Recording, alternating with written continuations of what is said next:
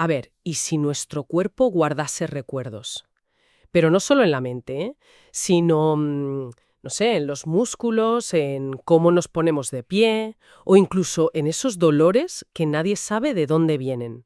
¿Y si esa fatiga crónica o ese dolor que no se va fueran en realidad mensajes? Mensajes esperando que alguien los descifre. Pues hoy vamos a explorar justo eso. Nos basamos en algunas ideas y casos del libro El cuerpo tiene memoria, de Natalia Seijo.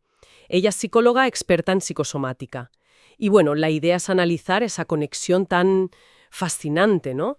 Entre lo que sentimos, lo que vivimos, sobre todo si es algo traumático, y esos síntomas físicos que a veces, pues, la medicina no termina de explicar. El libro, la verdad, es muy interesante porque mezcla conceptos de psicología con casos reales, historias que conmueven y que ayudan a entender esta relación mente-cuerpo, que es compleja, ¿eh? Y muchas veces la ignoramos. La idea principal, si entiendo bien, es que nuestro cuerpo está siempre comunicándose, intentando mantener el equilibrio, ¿no? Eso que llaman homeostasis. Exacto, ese estado estable donde en teoría todo funciona como debe. Pero claro, muchas veces estamos como desconectados de él. Totalmente. Y vemos ejemplos, ¿no? En cosas como la fibromialgia, el síndrome de intestino irritable, algunas dermatitis. Que no siempre tienen una causa puramente física, o al menos no una que se vea fácilmente. Así es. Y ahí entra en juego lo que llamamos somatización, que es básicamente esa tendencia a experimentar el estrés emocional, la angustia, en forma de síntomas físicos, de dolencias. Ajá. Y es fundamental entender esto. Ese dolor, ese síntoma, es completamente real, intensísimo a veces. No es algo inventado o imaginario, aunque no encontremos una radiografía o un análisis que lo explique todo. Claro, eso es importante. Simplificando mucho, podemos hablar de síntomas que están influidos por factores psicológicos o incluso causados directamente por ellos. Pero la experiencia del dolor para la persona que lo sufre es absolutamente real. Vale. Y aquí es donde, como decía antes, se pone la cosa interesante. De verdad, el caso de Mario que mencionas, un hombre con un dolor ahí en la zona del hígado. Persistente. Le hacen pruebas, Nada orgánico. nada. Y al final, dándole vueltas en terapia, se descubre la conexión ¿con qué? Con la rabia. Una rabia y una sensación de injusticia enormes, pero reprimidas por un despido que él consideró improcedente hacía unos 6 meses. Es un ejemplo clarísimo. Es que es increíble, ¿no? Cómo esa emoción que no se expresó, que se quedó ahí enquistada, buscó una salida y justo ahí, en esa zona. Exacto. Y la autora explica cómo, a nivel neurofisiológico incluso, la rabia y el dolor pueden compartir ciertas vías. Se retroalimentan. O sea, el dolor crónico puede generar rabia, claro. ¿Quién nos enfada si le duele algo todo el tiempo? Hombre normal. Pero también la rabia acumulada, no expresada, puede intensificar o incluso manifestarse como dolor. En el caso de Mario, esa rabia encontró, digamos, su canal de expresión en la zona hepática, que además, tradicionalmente en psicosomática, se asocia mucho con la rabia contenida. Entiendo. O sea que no era solo algo mental, un enfado y ya está. Tenía una manifestación física muy concreta. Precisamente. ¿Y esto se aplica también a cómo nos colocamos, a nuestra postura física? Porque el libro habla de Bryce, un chico con ansiedad, dolor de cuello y una postura muy característica, como colapsado en el pecho, hombros hacia adelante, ¿no? Efectivamente, la postura puede ser como un mapa, ¿sabes? Un mapa de nuestra historia emocional. Ese colapso del pecho, los hombros caídos, la mirada baja, a menudo es una defensa. Inconsciente, claro. Una forma de protegerse frente a situaciones que hemos vivido como dolorosas, amenazantes. Y muchas veces está ligada a la vergüenza. Qué curioso. Y lo interesante es que trabajar con la postura, incluso de forma simbólica en terapia, puede empezar a liberar esa emoción que está ahí, somatizada, atrapada en el cuerpo. El miedo, por ejemplo, también tiene su propio lenguaje corporal.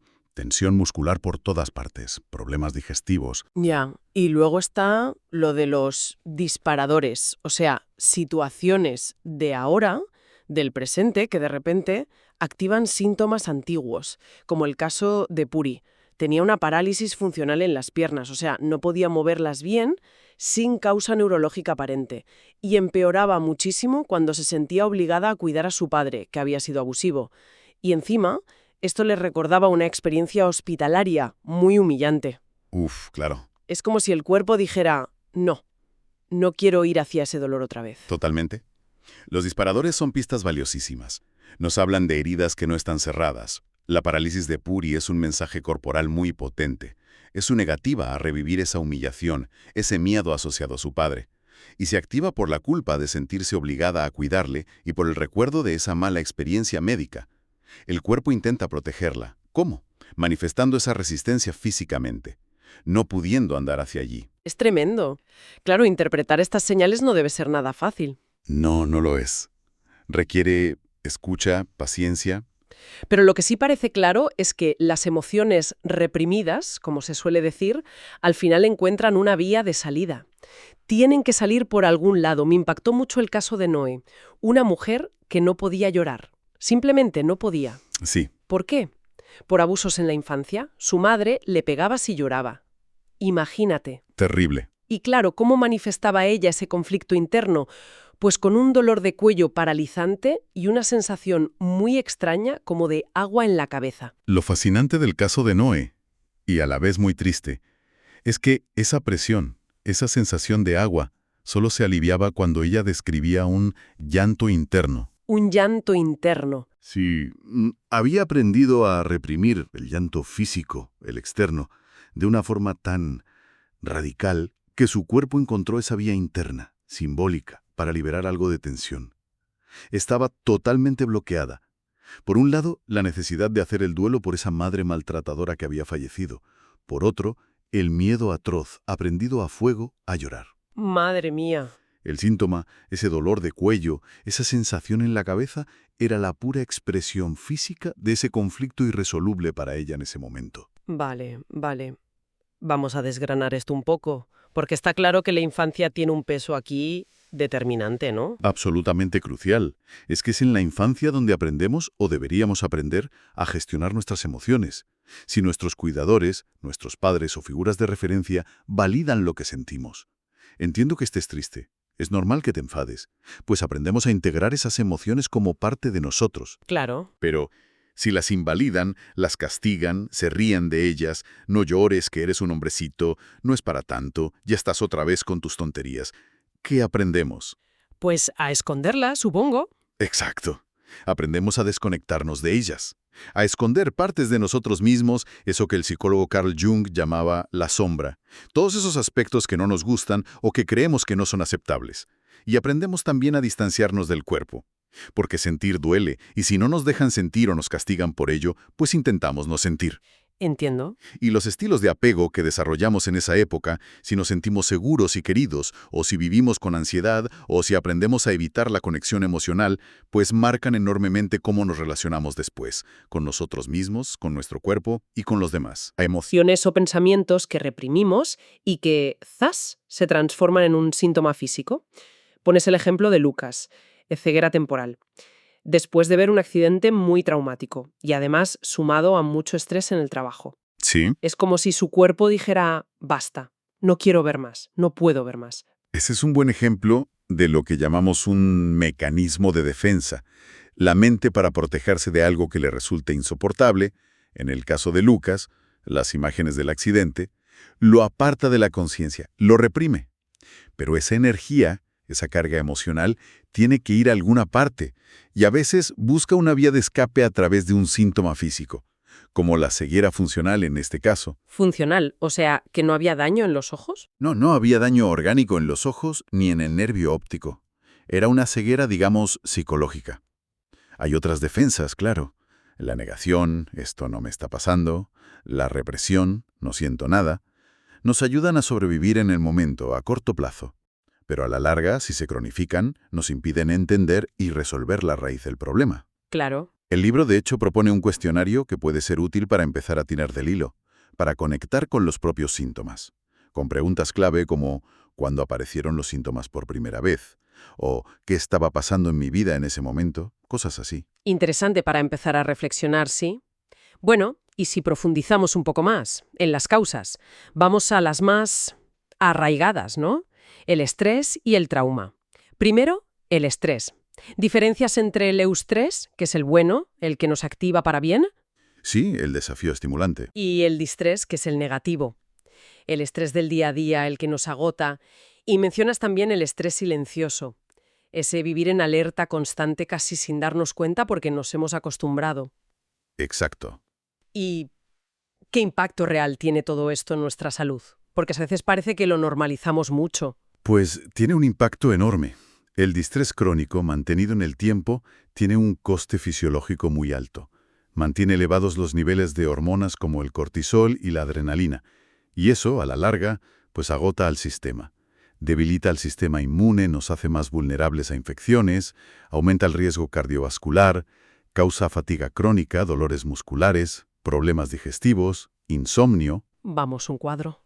Es que el cuerpo no está diseñado para vivir en un estado de alerta constante. Y el estrés moderno muchas veces equivale a eso, a una amenaza percibida pero continua. Y esto además se relaciona con los perfiles de personalidad que comenta el libro, tipo A, B, C y D. ¿Cómo influyen aquí? Bueno, son patrones, digamos, de cómo solemos reaccionar y gestionar el estrés. Y sí, parecen influir en nuestra vulnerabilidad a ciertos problemas. El tipo A, el clásico impaciente competitivo, a menudo hostil, pues tiene más riesgo cardiovascular. Ya se sabe hace tiempo. Ajá.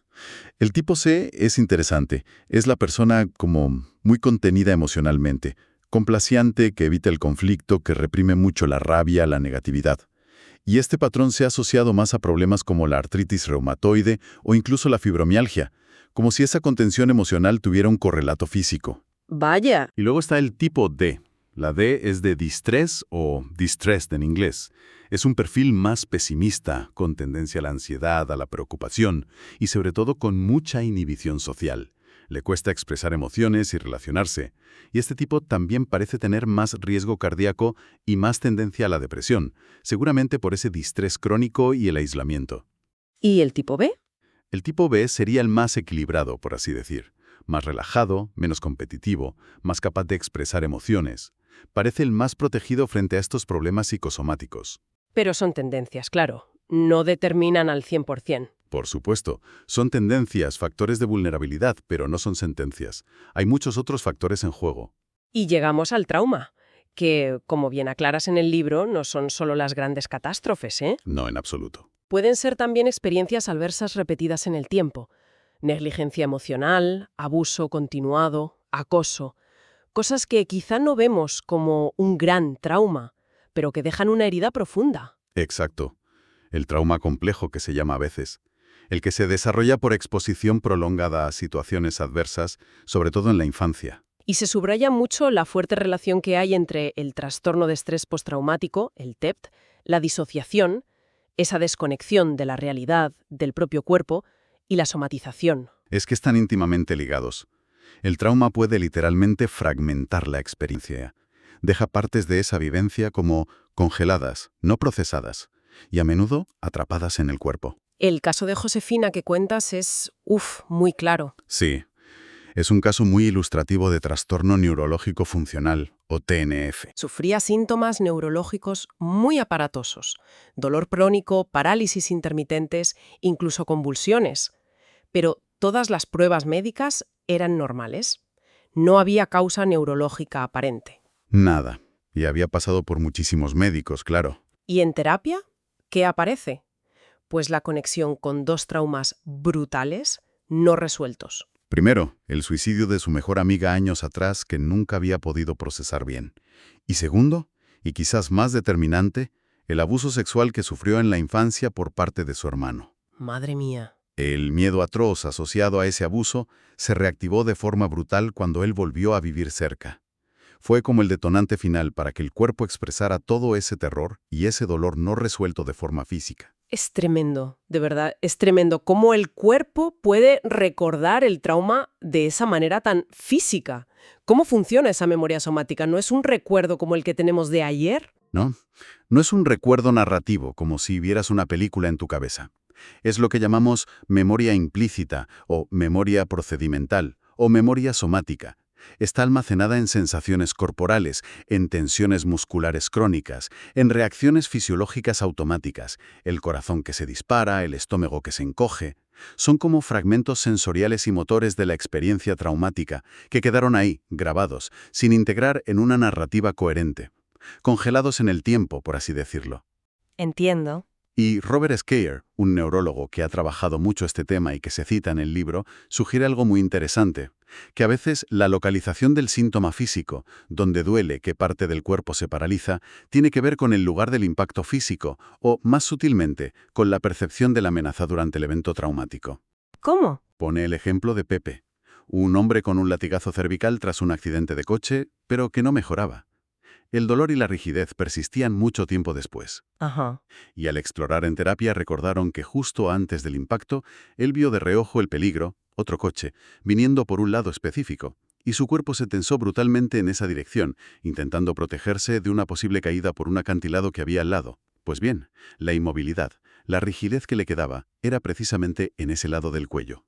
Como si el miedo, la reacción de defensa fallida, hubiera quedado grabada justo en esa zona. Impresionante. Ese miedo atrapado en el cuerpo de Pepe. Nos recuerda eso, ¿no? Cómo las experiencias, sobre todo las tempranas, las de la infancia, nos dejan una huella imborrable. Sin duda. Y eso nos lleva directos a cómo se forman nuestros primeros vínculos, nuestras primeras relaciones, y a las famosas heridas de infancia. Mencionas la teoría del apego de Bowlby, esa necesidad básica que tenemos todos de una base segura, de sentirnos protegidos y queridos para poder explorar el mundo. Es fundamental. Es la base sobre la que construimos nuestra seguridad interna, nuestra autoestima, nuestra capacidad de confiar en los demás y en nosotros mismos. Y claro, cuando esa base segura falla, o cuando vivimos experiencias dolorosas en esas primeras relaciones, rechazo, abandono, humillación, traición, injusticia, se generan heridas emocionales profundas. Heridas que, como venimos diciendo, pueden manifestarse físicamente. Exacto. El libro explora varias de estas heridas y su posible conexión con síntomas físicos. Por ejemplo, la herida de rechazo. Ajá. Se ilustra con el caso de Laura, una adolescente que desarrolla fatiga crónica severa después de sufrir un acoso escolar, un bullying muy intenso. Y lo interesante es que se cita investigación que indica que el dolor emocional del rechazo social activa las mismas áreas cerebrales que el dolor físico. O sea que literalmente el rechazo duele, físicamente. Exactamente. No es solo una metáfora. El cerebro lo procesa de forma similar. ¡Qué fuerte! Luego está la herida de humillación. ¿Sí? Aquí se expone el caso de Manuela, una mujer con enfermedad inflamatoria intestinal, tipo Crohn o colitis ulcerosa. Y en su historia, ¿qué encontramos? Pues una marca muy fuerte de vergüenza. Vergüenza por un desarrollo físico temprano en la pubertad y mucho acoso escolar donde la ridiculizaban constantemente por su cuerpo. Claro. Esa vergüenza crónica, esa rabia contenida por la humillación, parece que encontraron una vía de expresión en su intestino, una zona muy ligada también en psicosomática a las emociones no digeridas, a la vergüenza. Son conexiones muy potentes, sí. Y a menudo la persona no es consciente de ellas hasta que no empieza a explorar su historia en profundidad. También se menciona la herida de traición. El caso de Lily, que sufría cistitis intersticial, experiencias de traición. Descubrir la infidelidad de su padre cuando era niña, y años después vivir la infidelidad de su propio marido. Parecía haber un vínculo directo entre sentirse traicionada y el dolor en su vejiga. Como si el cuerpo expresara ahí esa herida relacional tan profunda. Tiene tela, ¿eh? Y esto nos lleva a un concepto que ya es, bueno, aún más complejo quizás, el del trauma transgeneracional. Sí. Y la epigenética. Esa idea de que el trauma, las vivencias muy fuertes, pueden dejar marcas que se transmiten de una generación a otra. Es un campo fascinante y en pleno desarrollo. El ejemplo que se da de Amada García, una activista republicana fusilada en la Guerra Civil, y su nieta, también llamada Amada, es muy potente. La nieta, sin conocer todos los detalles de la historia de su abuela durante mucho tiempo, desarrolla trastornos alimentarios, enfermedades autoinmunes. Y en terapia se va viendo cómo parece estar cargando con un trauma familiar no resuelto, un duelo pendiente. Sí, la epigenética sugiere algo asombroso, que una experiencia traumática muy intensa podría modificar no el ADN en sí, sino la forma en que se expresan nuestros genes, como si dejaran marcas químicas, interruptores que se activan o desactivan. Y algunas de esas marcas podrían, potencialmente, pasar a la siguiente generación. Es como si la experiencia traumática dejara una nota al margen en nuestro manual de instrucciones genético. Increíble. Es complejo y hay que ser cautos, pero la historia de Amada Vides ilustra muy bien cómo duelos no resueltos, Injusticias, secretos familiares de generaciones pasadas pueden seguir pesando y manifestándose en la salud física y mental de los descendientes. El cuerpo, una vez más, intentando expresar o resolver algo que quedó pendiente. Esto plantea una pregunta importante, ¿no? Sobre qué podríamos estar llevando con nosotros sin ni siquiera saberlo. Desde luego, Bueno, pues resumiendo un poco toda esta exploración tan densa pero tan interesante, la idea central que nos deja este enfoque, inspirado en el cuerpo tiene memoria, es esa, que nuestro cuerpo es un testigo silencioso, un testigo fiel que guarda memorias, vivencias. y que se comunica, a menudo a través de síntomas físicos, sobre todo cuando hay emociones o traumas que no hemos podido procesar bien. Y creo que es vital reafirmar la validez de estas experiencias psicosomáticas, que no son imaginarias, que no son estar loco o inventárselo, son reales y tienen un significado profundo. Totalmente de acuerdo. Y por eso la clave es aprender a escuchar al cuerpo. En lugar de luchar contra él, de verlo como un enemigo o de simplemente intentar silenciar el síntoma con pastillas sin buscar la raíz. Claro, la validación profesional aquí es crucial. Encontrar profesionales de la salud, médicos, psicólogos, que entiendan esta conexión mente-cuerpo y que no descarten estos síntomas como psicológicos en el sentido peyorativo. Que te tomen en serio. Que te tomen en serio, exacto. Y la psicoterapia, claro, ofrece herramientas muy valiosas para poder encontrar el origen de esos síntomas, para procesar lo que sea necesario, el trauma, la emoción reprimida, la herida infantil, y también para desarrollar la resiliencia, que no es ser invulnerable, ¿eh? Es la capacidad de afrontar la adversidad y salir fortalecido. Y es una capacidad que se aprende, que se desarrolla. Qué importante eso. Y bueno, como también apunta el libro, no hay que olvidar la influencia positiva de la actitud, del sentido del humor incluso, en nuestra salud general. También forman parte de la ecuación. Desde luego. Pues para cerrar, me gustaría dejar una reflexión en el aire, inspirada en una metáfora muy bonita que usa el libro, la de los joyeros internos. Si nuestro cuerpo es ese testigo silencioso, ese convidado de piedra que atestigua y guarda nuestras vivencias más profundas, ¿qué tesoros escondidos o quizás qué reliquias antiguas, qué mensajes podría estar intentando comunicar nuestro propio cuerpo en este mismo momento? Quizás a través de esa tensión en los hombros que notamos al final del día, o ese nudo en el estómago recurrente, o ese cansancio que no se va. ¿Y cómo podríamos quizás empezar a escucharlo con una nueva curiosidad, buscando entender su lenguaje en lugar de simplemente intentar acallarlo o ignorarlo?